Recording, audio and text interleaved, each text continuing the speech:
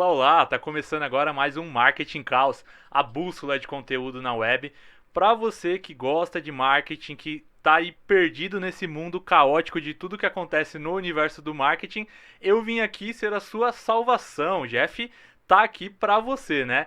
Vamos falar sobre temas específicos, né? Você sabe que a gente está trabalhando toda semana, vamos trazendo algum tema diferente no universo do marketing e sempre trazendo especialistas, pessoas muito bacanas aqui para a gente conversar, para a gente debater sobre os assuntos. E hoje trouxe, né? Trouxe não. Trouxe é Trouxe, difícil. hein? Ó, já vamos falar de conteúdo já, né? Duas pessoas muito especiais para falar com a gente sobre conteúdo, né? A Flávia já adiantou, e a Flávia e a Camila. Eu vou pedir até para vocês começarem se apresentando, falando um pouquinho sobre vocês. Quer começar aí, Flávia? Bora lá, Bora. né? Já interrompi o apresentador? Bom, Já não volta mais, gente. tá assim. vendo? Em primeira e última. Eu sou a Flávia Miranda, eu sou da ZFN Conteúdos, é uma agência de comunicação focada na criação de textos e roteiros. Jeff, super obrigada. Tô muito feliz de estar aqui hoje. Agradeço. Camila? Eu sou a Camila, da MCR. A gente é uma consultoria de SEO, né? De marketing de conteúdo e também de inbound marketing. Então, para quem aí está tentando gerar leads e trabalhar melhor a aquisição de tráfego, essa é a nossa especialidade. Então, estratégia e mensuração. Legal. Bom, é legal ter a presença de vocês duas justamente para a gente tentar trazer essa abordagem do conteúdo, né, de como que a gente produz o conteúdo, e a Camila para trazer essa visão justamente da aplicação disso no mundo do marketing e tudo mais, né. E aí eu queria primeiro ali começar com a Flávia, né, como que você foi parar nesse universo de conteúdo, né, você é formada em jornalismo, é isso? Não? Como Não, que é? na verdade, assim, minha primeira formação mesmo, eu sou formada em artes cênicas. Que legal. Eu fiz escola técnica de teatro, Escola Macunaíma. Depois eu ingressei na USP, aí eu fiz licenciatura em teatro, quer dizer, legal. na verdade eu sou professora de educação artística. Aham. E depois eu fui pra França, estudei na Universidade de Lyon, e lá eu estudei muito cinema. Quando eu voltei e me formei, eu trabalhava durante a noite, né? Trabalhava com produção teatral e tal, mas durante o dia eu trabalhava numa agência de conteúdo. Uhum. Mas era uma agência muito focada em roteiro. A gente fazia roteiro para filme publicitário, roteiro de vídeo institucional, roteiro de vídeo de lançamento e por aí vai, né? O dono era um roteirista. O Emílio Boechat, pra quem não conhece. Hoje ele faz muito dramaturgia mesmo, novela e tal. E aí eu trouxe todo o know-how das artes cênicas e ali da Universidade de Lyon também, né, do cinema, fui trazendo, né, ali pra agência, né, com roteiro. E aí me apaixonei, aí eu fui saindo um pouco dos palcos e fui ficando aqui, né, nesse backstage aí da escrita. Infelizmente, a agência fechou. Mas aí eu continuei com vários contatos, né, de produtoras de vídeo, que continuaram, né, me ligando. Uhum. E aí eu comecei mesmo a empreender como roteirista. E aí com o tempo foi surgindo a demanda de redação também. Você faz o roteiro do vídeo, será que você pode fazer também o texto que vai no site, o texto que vai na LP? E aí eu fui estudar, né, gente? Fui estudar redação publicitária e aí descobri também o marketing digital, fui estudar redação voltada para SEO. Então, assim, na verdade, meus primórdios são mais como roteirista. Nossa, só eu já identifiquei vários programas que a gente pode fazer só dessa jornada. E você, Camila, sua vertente é mais pro marketing digital, né? Como que você foi parar nesse mundo? Na verdade, eu sempre estive lá, né? Uhum. Desde os 12 eu faço programação de Como site se na nada. mão, no HTML. E aí enfim, né? Eu e a Flávia depois descobrimos que frequentamos a mesma faculdade, só que eu fiz publicidade. Fiz também um intercâmbio para a Itália e aí lá também estudei algumas partes de mídias sociais, também estudei um pouco de cinema italiano lá. E aí eu voltei. Trabalhei muito tempo em agência de publicidade grande, em alguns veículos, e depois de uns 8 anos no corporativo, eu falei assim, chega, eu quero trabalhar com a PME, meus pais são dentistas. Uhum. E aí eu comecei a ir para o marketing digital, porque de todas as opções que a gente tinha, era o que era mais acessível, né, para a PME. Então, eu comecei meio que numa sociedade com uma pessoa, num coworking, e aí chegou uma hora que eu falei, não, eu vou montar o meu. E aí o meu foco, enfim, o MCR da empresa quer dizer marketing com resultado, porque para mim essa é a grande dor da PME, né? Então eu me especializei em conseguir ter resultado no marketing digital voltado para PME. Legal. Eu sei que vocês duas trabalham bastante em parceria, né? A Flávia ali no conteúdo, a Camila nas ações de marketing. Como que funciona essa parceria de vocês duas? É isso que você... Não, a Camila é uma super estrategista, sou suspeita pra falar, mas é mesmo, uma super estrategista digital. Então, ela desenha a estratégia e normalmente essa estratégia aí de marketing digital, ela tá muito atrelada a conteúdo. Então vai ter ali, ela vai colocar lá, ali na estratégia, de repente, que vamos fazer o blog da empresa, vamos alimentar o LinkedIn da empresa, vamos fazer material rico, e-book, infográfico, e aí precisa executar isso. Sim. E aí é que entra a Zafini na execução da estratégia que a Camila monta, acompanha, né, e vê se tá dando certo, claro. Sim. Pra mim foi muito estratégico me aliar, né, alguém que nem a Flávia, porque na parte de conteúdo as pessoas gostam de cair na falácia de que assim, qualquer um escreve conteúdo. Sim, e tal. Só que a gente tem que ter uma clareza do porquê a gente está escrevendo aquilo e o que a gente quer que as pessoas façam com esse conteúdo depois, né? E aí são diferentes formatos que você vai usando ao longo do tempo. E eu acho que tem um pedaço muito importante que é como que o cliente consegue delegar um assunto hipertécnico dele para alguém escrever, né? Então, alguém que escreva na profundidade que ele quer e também sem erros de ortografia e gramática. Porque eu comecei a ver uma proliferação de redatores, mas assim, gente cobrando R$20 o texto e fazendo umas coisas muito ruins. E aí eu falei, não, gente, assim, eu quero oferecer uma coisa de qualidade. E aí a gente se encontrou, na verdade, num grupo de empresários, né, no BNI. Foi acho que 2016, 2017. E aí não nos largamos mais, Legal. praticamente. Aí a gente casou. Praticamente. Só profissionalmente, tá, gente? Eu até assisti, vocês têm um programa aqui na grade, né, que é o Sim. Fogueira do Marketing. Sim. Até num dos episódios, acho que foi a Flávia que estava falando isso, você falou sobre a questão do conteúdo técnico e a importância de você ter alguém, justamente de não ter ali um profissional que não conhece, ainda mais, vamos supor que eu estou falando ali de um assunto medicina, e aí você vai ter às vezes um profissional que não conhece do assunto, que não sabe como escrever isso, falando sobre o seu negócio e meio que representando o seu negócio, produzindo esse conteúdo, e às vezes a pessoa escreve de uma forma muito porca, a pessoa não sabe como escrever, Sim. e a imagem da sua empresa que tá ali, né? Exato. Inclusive, assim, o Google, hoje em dia, ele teve algumas atualizações do que a gente chama de sigla IT, né? E uma dos pilares aí desse IT tem a ver com confiança e com expertise e experiência, né? Então, assim, o A é de autoridade. Tudo isso está atrelado a você construir conteúdo baseado em pessoas que realmente tenham experiência e tenham expertise. A diferença a experiência é quando você aplica na prática aquilo, então você sabe dizer, inclusive, os erros que podem dar, e aí no seu texto você já gera alertas para as pessoas, você traz cases, então, tipo, vai clareando, né, as ideias, e, ao mesmo tempo, a autoridade, ela é dada com o autor sendo uma pessoa da sua empresa, normalmente, que é altamente técnico. Então, quando a Flávia, por exemplo, escreve textos e a gente atende em conjunto o cliente, ele é altamente técnico, normalmente o que acontece ela entrevista essa pessoa, né? Às vezes essa pessoa técnica não tem muita agenda, mas no mínimo ela tem um tempinho ali para dar um depoimento. Então, esse tipo de ação faz muita diferença na escrita de um blog, porque o Google está querendo cada vez mais conteúdos autênticos. Então, quando a gente simplesmente vai lá, copia de vários outros blogs e faz um catadão, ou pega o ChatGPT, isso fica muito pobre e a tendência é você cair, né, em ranqueamento, porque tá todo mundo fazendo isso. Porque às vezes se você pega o ChatGPT é isso, né? Ele tá pegando ali a estrutura e tá, digamos que, replicando, né? Então, se você simplesmente pega esse texto e joga ali para o seu blog, para publicação, você ganha ali naquela quantidade de volume, mas às vezes a sua estratégia tá ferrando basicamente o seu ranqueamento, né? Que você tá caindo nessa nota do Exatamente. Google. Sim. E como que vocês, até a gente falou sobre o ChatGPT, a tecnologia tem alguma forma que vocês utilizam para ajudar nessa produção de conteúdo? Então, hoje na agência a gente usa bastante o ChatGPT. Eu acho que ele é uma ferramenta excelente para dar insight, para dar aquela oxigenada, às vezes ajuda a organizar, às vezes, uma ideia, né? Porque quando você vai estruturar, sei lá, por exemplo, um texto de blog, né? Pensando em SEO, você tem que criar ali uma cadência, né, dos assuntos. Então, às vezes, ele ajuda nesse briefing e nessa oxigenação.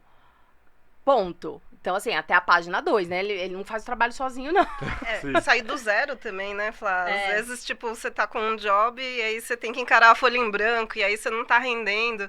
Você joga lá no ChatGPT, ele começa a te dar uma estrutura, mas dali depois você tem que dar uma trabalhada em cima, né? Legal. Tem algum elemento, algum parâmetro, assim, que geralmente vocês batem o olho nesse texto, você sabe que esse texto é um texto bem feito, um texto de qualidade, alguma coisa assim, vamos dizer, básica. Eu sei que tem ali vários critérios específicos, mas tem algumas coisas gerais que vocês poderiam dizer? De SEO, você fala? Tanto de SEO, mas até do conteúdo mesmo, da estrutura do texto. Do SEO também é interessante. Bom, eu acho que gramática e ortografia é a primeira Não dá pra falar truce, né, Flávia? Mas, assim, tem muito texto mal escrito, assim, em termos de normas de língua portuguesa. A gente vê muita coisa ruim mesmo. Então, acho que a primeira coisa, quem é jornalista, redator, quem é de letras, a primeira coisa que você... Assim, a primeira frase, se você já vê ali um erro... Pra mim é um super termômetro. Sim. A gramática e a ortografia. Independente se você tá falando ali de química, de física ou de geografia. Acho que é o primeiro ponto.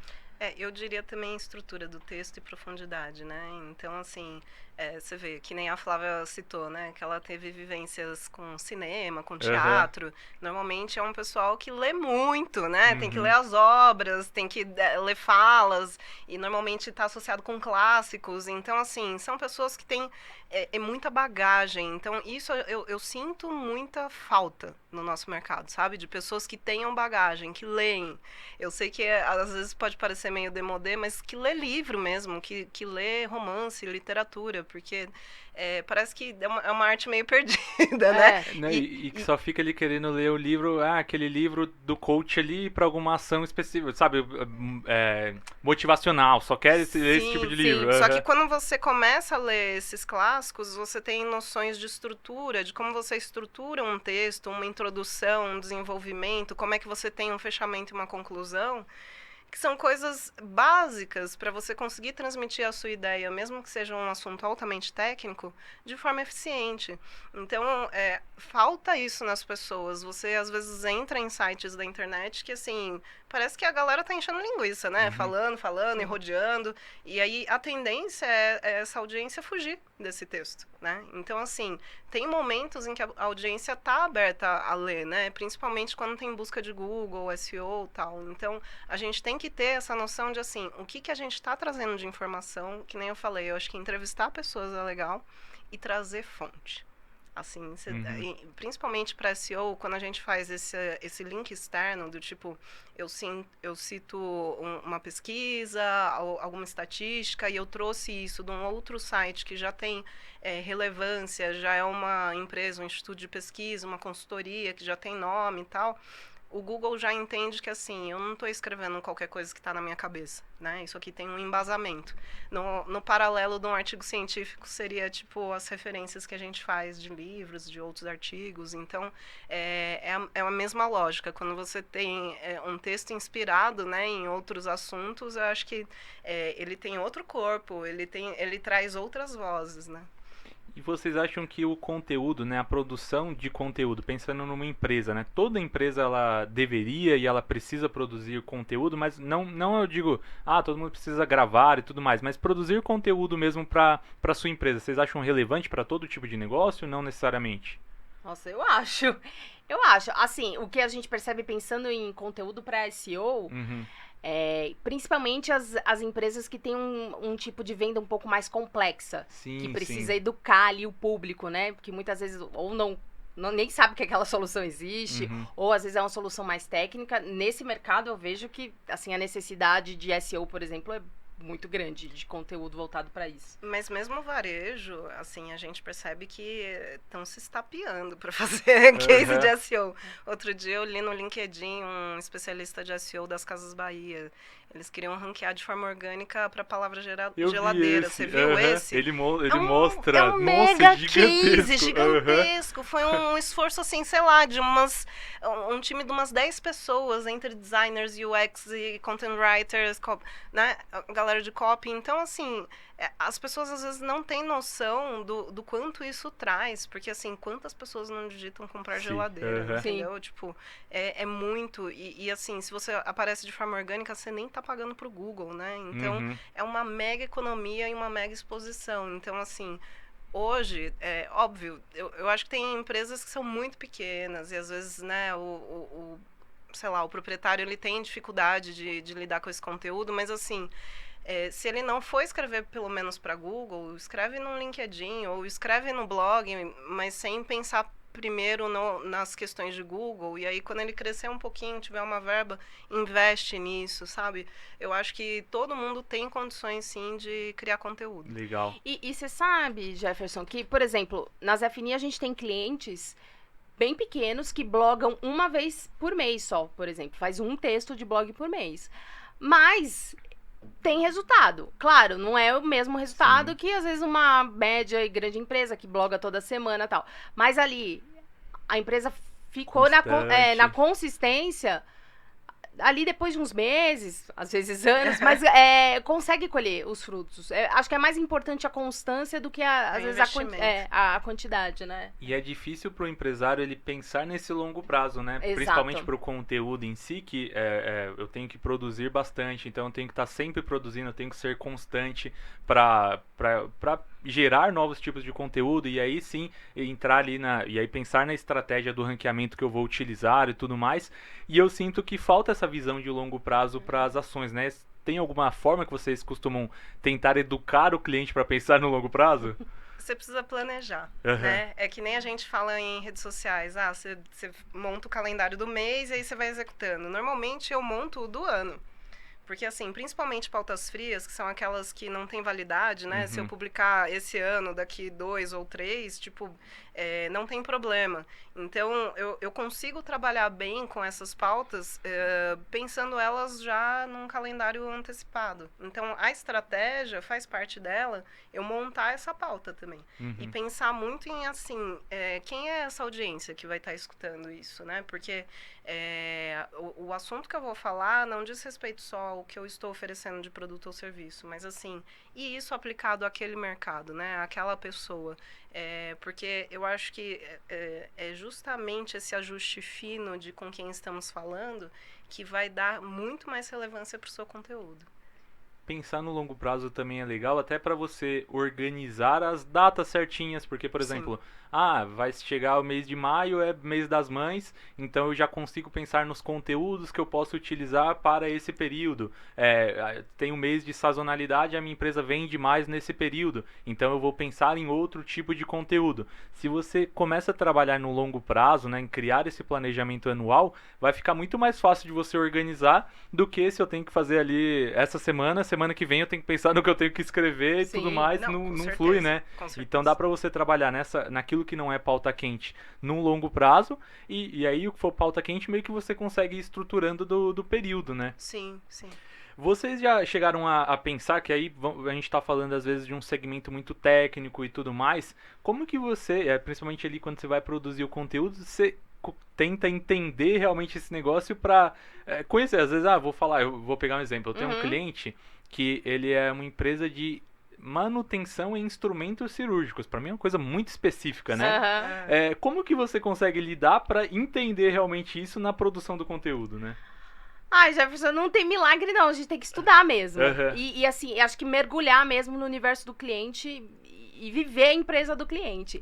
É até engraçado porque a gente acaba ficando com um super repertório. Sim, sim. Uma vez, uma viagem, eu tava, enfim, conheci lá umas pessoas e tinha uns médicos. E aí, eles começaram a conversar e tal, e eu comecei a conversar junto. Eles acharam que eu era médica. Muito bom. Mas por quê? Porque a gente já atendeu muitos médicos, muita área da saúde e acaba aprendendo. Então, assim, não tem trabalho fácil, é estudar mesmo. E, assim, o cliente tá disposto também a passar esse conteúdo pra gente, né?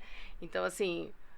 Tem que ser um trabalho a várias mãos, É. né? No próprio planejamento a gente faz um mergulho, né? Uma Entendi, imersão. A gente precisa entender os públicos, a gente entende portfólio, as principais dores desse cliente que é resolvido. Então, assim, existe todo um mapeamento inicial também do que é um negócio, e aí isso eu acho que acaba ajudando a Flá no início. Mas, obviamente, que no dia a dia, o cliente também, ele passa do conhecimento dele. Então, ele fala assim, Flávia, tem esse relatório aqui que eu acho legal, esse site que eu já entrei, eu acho que você pode usar um pouco desse texto. Então, é super importante a gente fazer esse trabalho a várias mãos, porque eu acho que fica mais a cara do dono, né, do cliente. E isso contribui para a autenticidade do conteúdo. Legal. E quanto mais clientes vocês vão atendendo, quanto mais segmentos, mais vai aumentando esse repertório, né? Sim. Porque aí vai adicionando ali, então eu vou tendo mais possibilidades, e aí eu vou enxergando mais cenários, às vezes faz ali a ligação, então eu falei, é a empresa do instrumento cirúrgico com o médico, você consegue ir fazendo essas ligações, né? Então quanto mais clientes você vai atendendo, mais possibilidades, mais você vai se aprofundando, né? Não, e com o tempo fica mais fácil para atender, né? Então, por exemplo, hoje a gente tem muita facilidade de atender, sei lá, a área de RH, porque a gente já atendeu tantas consultorias de RH Sim. que, assim, pra gente é uma linguagem já comum. Acho que a área industrial também tá ficando Também fácil, tá né? Aham. Mas o mais engraçado quando a gente se aprofunda é que a gente consegue, inclusive, depois conectar esses clientes, né? Uhum. Então, recentemente, eu tenho um cliente que é uma escola e ele dá cursos para a área de engenharia mecânica e de softwares, enfim, para montagem de maquinário. E aí eu tenho uma outra empresa que ela vende aços para engenheiros mecânicos. E aí eles Uhum. estavam se conversando porque o cara do aço queria vender, quer dizer, usar ali um cupom de desconto da escola na newsletter dele, né, e falar com a base dele. Então, assim, a gente começa a cruzar os negócios e meio que montar um ecossistema, né, que vai se ajudando. Uma das coisas que vocês falaram da questão de produção de conteúdo é o blog, né? Então, como possibilidade. E achei legal isso que você citou da newsletter. Também é outro formato interessante. Que outros formatos em produzir conteúdo as empresas podem trabalhar? Muitos. Cada um dava um programa, né? Porque na verdade, assim, na estratégia a gente analisa com quem a pessoa quer falar, né? Quem que é o cliente dela. Então, a partir disso, vai justificando a gente ir trabalhando os canais, né? Eu acho que redes sociais, no geral, faz muito sentido, porque é uma coisa que, mesmo sem dinheiro, você consegue dar uma movimentada. A gente tem feito muito trabalho também para LinkedIn, além de Google, blog. Então, posts de blog eu acho que é muito legal. O próprio formato que a gente está aqui agora de podcast, eu acho que também a gente tem clientes, né, que fazem e a gente vê que para o brasileiro, nossa, isso é muito acertado, né? O pessoal às vezes tá lavando louça, tá dirigindo e tá escutando. Então, acho que posts de redes sociais e, com certeza, a newsletter eu acho que foi uma das coisas que mais voltou nos últimos anos com força. Tenho, inclusive, alguns clientes que compartilham os conteúdos da newsletter no LinkedIn ou, às vezes, no WhatsApp. Então, o uso das plataformas, eles vão evoluindo, né, conforme os anos. E aí, a depender do público, a gente vai falar, não, vamos priorizar esse canal ou esse, porque é muita coisa, né? Tipo, não dá pra estar em todos os lugares ao mesmo tempo. Mas dá pra gente priorizar. Legal. Encontrar a estratégia certa, né? Sim. A gente faz também bastante material rico. E-books, sim, infográfico, né, white paper. Também... Não, aí já é uma estratégia de captação de leads, né? Mas também é bem interessante. Eu sei que fica muito genérico, né? Mas quando eu falo de conteúdo, como que é a melhor forma de eu medir o resultado disso? Porque, por exemplo, se eu estou falando ali de uma captação de e-book, a quantidade de pessoas que baixaram, tudo mais, mas no geral, assim, de que forma que eu consigo saber o resultado que eu tive com o conteúdo? Eu acho que você tem que entender exatamente o que você espera desse conteúdo, né? Qual é a estratégia que você está seguindo. Então, assim, se eu sou alguém que não tem nada, né? Eu só tenho um site e aí eu vou começar um blog, E aí eu não estava recebendo nenhum contato pelo meu site. Eu passo a receber depois do blog, eu acho que está muito claro que o blog impactou, né, inclusive em contatos de venda. Mas a gente, conforme vai trabalhando outros canais, vai ficando um pouquinho mais complexa a estratégia. Normalmente no inbound, por exemplo, a gente fala que o início do trabalho é o blog. Então, normalmente, a métrica vai ser volume de tráfego no site, o total e o que vem só de blog, e também quantidade de palavras ranqueadas, né? Num segundo nível, a gente tem a captação de leads. Então, aí a gente tem estratégias como... todo mundo, né? Já teve que baixar um e-book, um relatório, alguma coisa e deixar dados, né? Porque, enfim, essa é a nova fronteira do digital. Então, assim, toda vez que a gente tem a captação de dados, digamos que a principal métrica vai ser, né, a quantidade de leads. E os leads, na verdade, eles podem ser frios ou quentes. Então, os quentes são aqueles que já querem comprar de você e os frios sei lá, quem só assinou a sua newsletter. Então, a gente faz uma separação, né? Quem, sei lá, preenche um formulário no site já da página do produto ou serviço, então é uma pessoa que já quer comprar. É diferente da pessoa que se cadastrou na news, né? Então, na verdade, assim, para cada pedaço do site, para cada canal, a gente vai ter as métricas e os objetivos que a gente quer atingir. Então, quando a gente tem uma empresa muito pequena, a gente tenta trabalhar um só canal, porque vai ficando mais simples, né?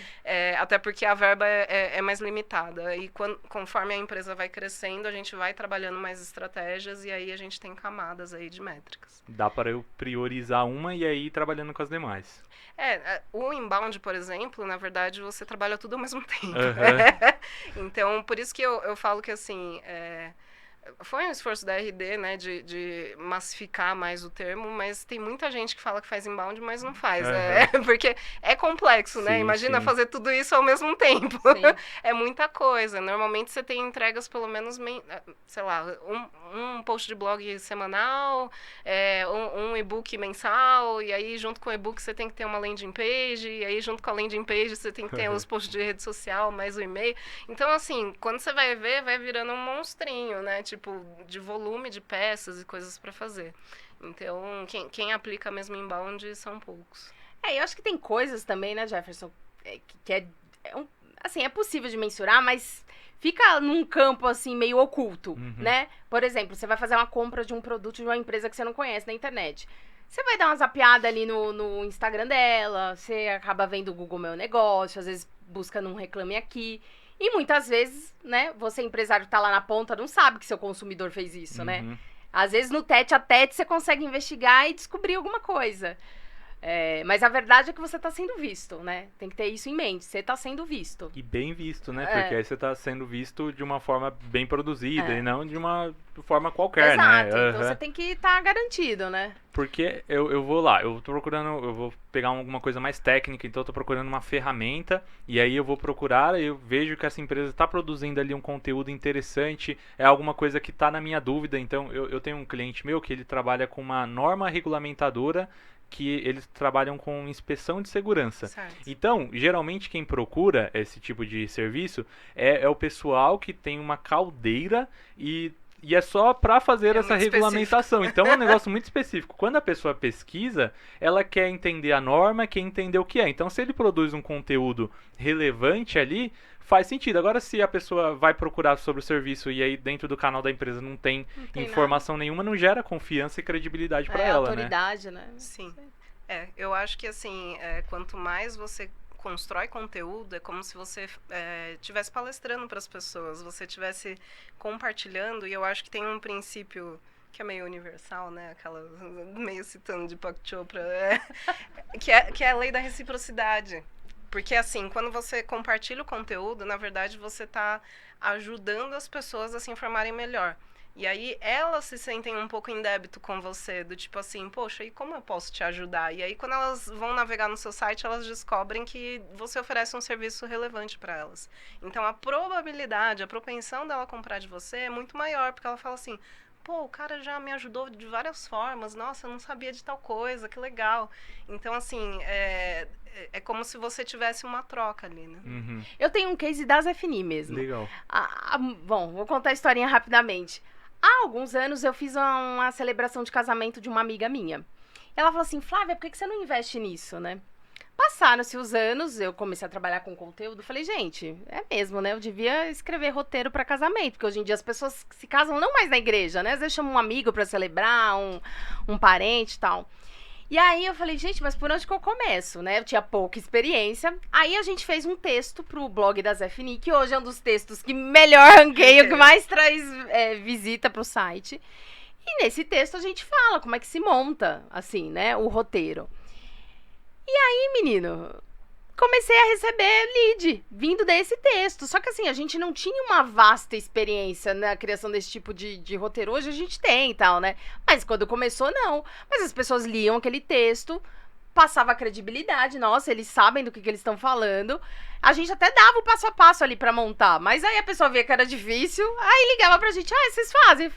E assim a gente começou, né? A gente teve o cliente 1, né? Uhum. Só que quando a gente atendeu o cliente 1, ele nossa, vocês conhecem muito disso. Não. Quer dizer, foi um conteúdo que passou a credibilidade, a autoridade. Total. Então... Que legal isso de roteiro para casamento, é uma coisa que eu não sabia das possibilidades. Então você vê a quantidade de áreas que dá pra ser atingida, né? É uma área muito específica lá da empresa, Sim, né? É uma área social, né? A gente Uhum. atende o corporativo. Esse é o nosso único produto da área social. Legal. E aí pensando até isso pensando no casamento é uma coisa que envolve, mas na questão do conteúdo mesmo, tem alguma forma de você melhorar o engajamento com o texto, alguma ação que dá pra fazer pra melhorar o engajamento ali com o conteúdo? Tem. Bom, pensando em texto de blog, Uhum. quando a gente faz o texto de blog, por exemplo, a gente pensa, claro, pensando lá nos robôs do Google, mas a gente pensa também no leitor. Como é que a gente vai deixar esse texto mais amigável para o leitor, né? Então tem umas técnicas que a gente usa, né? Então, por exemplo, a gente faz uma redação ali, um texto corridão, a gente faz pequenos blocos, Sim. a gente coloca ali um índice para a pessoa, né, passar o olho e entender do que se trata o assunto, vai deixando esse texto mais escaneável para os nossos olhos, para deixar ele mais amigável e esse texto é mais interessante do que um textão, se fosse um textão corrido. Corrido, né? Enfim, mas para os outros tipos de texto também existem técnicas. Porque o texto de blog, ele tem uma peculiaridade que a gente tem que seguir algumas regras de Google e, ao mesmo tempo, tem que ficar legal pro leitor. É porque não dá pra você só usar o técnico que o Google pede no SEO e o texto não ficar interessante. Antigamente, o algoritmo de Google, ele era meio complicado, porque, assim, você escolhia a palavra-chave e você tinha que repetir exatamente aquela palavra. Então, ficava um texto robotizado. Hoje em dia, o algoritmo, ele tá um pouquinho mais bem trabalhado, digamos, no português, porque isso faz sentido na língua inglesa, né? Porque tá tudo bem você repetir a mesma palavra. Sim. Mas nas línguas latinas, a gente tem formas de se referir às mesmas coisas, só que de jeitos diferentes. Então, aí o Google teve que se adaptar em termos de algoritmo e linguagem, e hoje em dia ele já consegue ler, né? Então, você pode, digamos, repetir a palavra-chave, mas escrevendo levemente de formas diferentes. Mas o que você falou de engajamento, eu não sei se você quis dizer também de comentários, das pessoas interagirem, Não, mas né? eu acho que entra muito nisso mesmo, né? Que se a gente vai falar do engajamento ali para um texto, né? É a pessoa ler ele todo, né? Ela entender e também entra na questão de comentar, compartilhar, né? O que eu posso fazer para engajar essa pessoa, ela se motivar a fazer alguma ação nisso, que sei lá, que seja o entrar em contato ou comprar, né? Aí eu acho que são coisas bem diferentes. Porque o que a Flávia falou, eu acho que ajuda muito a reter a pessoa, né? Na leitura. Sim, ela permanecer ali. Eu acho que no final, quando a gente faz perguntas, por exemplo, do tipo, como funciona na sua empresa, para você faz sentido, enfim, ali você está incentivando comentários, né? São poucos os clientes que gostam de comentários no blog, Tem que fazer gestão disso, né? Sim. Porque eu acho que o grande desafio da internet hoje é que, assim, diferente dos meios de massa, não é mais a empresa falando e a audiência ouvindo. Você tem a contramão, né? E aí, assim, por exemplo, você perguntou sobre venda, né? Aí eu já acho que dentro do conteúdo tem como a gente fazer passagens mais sutis para uma parte de vendas. Mas eu faria uma separação, porque eu venho da área editorial, né? Eu comecei minha carreira na Editora Abril. Então, assim, lá a gente falava de separação igreja e Estado, que era a publicidade e o jornalismo. Porque existe no jornalismo uma história de que eles, né, são os bastiões, os guardiões da notícia e tal, e que eles não podem ser influenciados, né, pelo capital, enfim, por quem tá pagando ali a notícia. Mas, assim... então, quando você pensa numa revista, normalmente você tem a parte da publicidade e a parte do editorial, que é o conteúdo. Então, tá muito claro o que é cada um. Tem um informe também, que às vezes era tipo, mas tava bem escrito, assim, né, em letras garrafais, assim, isso é um informe publicitário, tal, que tinha conteúdo, mas patrocinado. Quando a gente vai pro digital, meio que, tipo, os limites disso meio que caíram, né? Mas quando a gente pensa no blog, ainda a essência do texto do blog é o editorial. E aí a publicidade, ela fica por conta de banners, de, por exemplo, formulários. Então, um projeto que eu fiz para o Estadão, as notícias, elas eram corridas, tinha um grande patrocinador que era porque o portal era de finanças e investimentos pessoais, e aí tinha um grande patrocinador que era um banco de investimento. E aí o foco dele era pegar pessoas para abrir conta, né, nesse banco. Então, no meio da notícia, ele falava lá, as ações, enfim. Né, e aí, no meio, tinha tipo um formulário. A gente tem uma oferta para você que não tem conta, não sei o quê, deixa o seu nome e e-mail e a gente vai te mandar. Então, isso, por exemplo, era uma forma deles começarem a captar contatos e depois fazer um ativo. Legal. Né? Então, tem como a gente usar o conteúdo para uma primeira aproximação e a partir dali a gente conseguir um relacionamento até que a pessoa se convença. Às vezes ela não preenchia na primeira notícia que ela lia. Mas, pô, se toda semana ela estava buscando informação sobre educação financeira ou investimento, e aí aparecia o portal, aí o influenciador citava o portal, e ela entrava, uma hora ela ia falar, pô, gostei desse portal. Deixa eu ver esse banco aqui, né, que, assim, não é um banco que tinha uma marca assim tão conhecida, mas era um banco grande, mas o share dele era bem menor, assim, do que uma XP, enfim, Legal. um BTG, né? Então, a gente viu que o projeto funcionou bem porque ele já está há 5 anos rodando. Bacana. Então. Eu acho que redes sociais, né, enfim, porque são muitas coisas, mas agora me veio na cabeça. As redes sociais, acho que você tem que humanizar mesmo as coisas mais técnicas, tem que ter uma, né? E eu acho que você tem que contar história mesmo, né? Vou dar um exemplo aqui também. Eu apoio lá a empresa do meu marido, ele tem uma marcenaria. E nós começamos a fazer alguns vídeos dele falando tal. Eu falei assim, Márcio, né? Ele chama Márcio. Márcio, a gente tem que contar uma história, você tem que ser um personagem. Eu falei assim... Mas ele já é, né? Ele é todo tatuado, barba e tal, mas eu falei, vamos assumir isso. E aí ele usa umas camisas xadrez, eu falei, cara, você é um lenhador. E aí ele começa os vídeos assim, olá, eu sou o Márcio, o lenhador da Formas. Que legal.